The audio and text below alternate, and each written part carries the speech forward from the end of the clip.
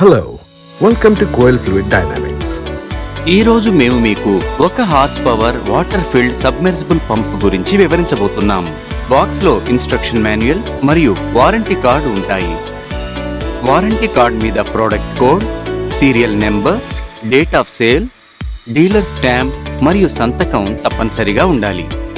Installation మాన్యువల్లో పంపుకు సంబంధించిన అన్ని విషయాలు వివరంగా చెప్పబడ్డాయి. పంప్ ఇన్స్టాల్ చేయడం కంటే ముందే వోల్టేజ్ని తప్పనిసరిగా చెక్ చేయాలి.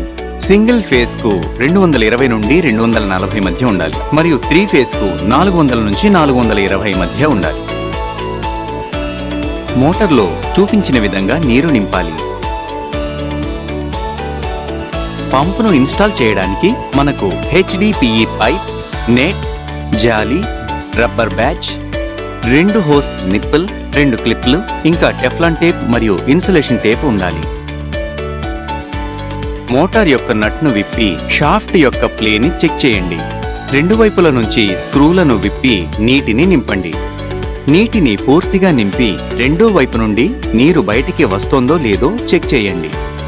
దీని ద్వారా మనం మోటార్లో పూర్తిగా నీరు నిండింది అని నిర్ధారించుకోవచ్చు. తిరిగి షాఫ్ట్ను పూర్తిగా తిప్పి అది ఫ్రీగా ఉందో లేదో చెక్ చేసి గట్టిగా బిగించండి. పంపును మోటార్పై బిగించండి. క్రాస్ పైన నట్ను బిగించండి. నట్ క్రాస్లోనే టైట్ కావాలని గుర్తుంచుకోండి. మోటార్ ఫిట్ అయిన తర్వాత షాఫ్ట్ యొక్క ప్లేను చెక్ చేయండి. ఇక్కడ 1 mm నుండి 1.5 mm వరకు ఉండాలి.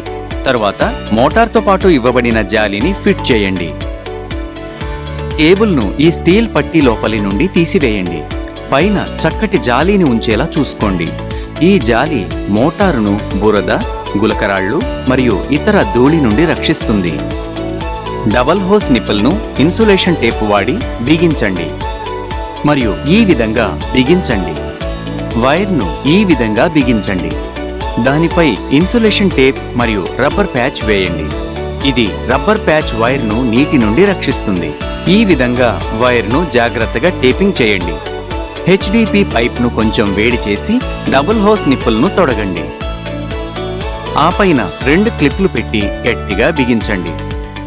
కేబుల్ను హోస్తో పాటుగా బిగించండి. బోర్లో వదిలే సమయంలో మోటార్ వంకరగా వెళ్లకుండా ఉండడానికి తాడును ఈ విధంగా కట్టండి.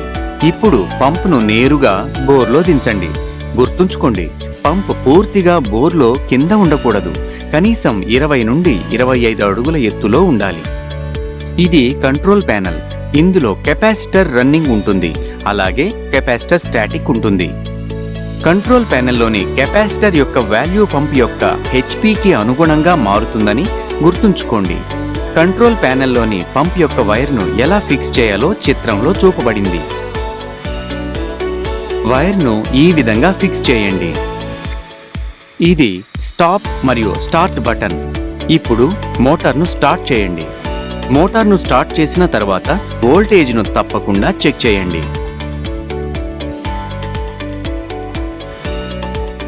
కంప్లైంట్ రిజిస్టర్ చేయడానికి హెల్ప్ డెస్క్ నెంబర్ 02071231313 నందు సంప్రదించండి లేదా వాట్సాప్ చేయండి 89562618888.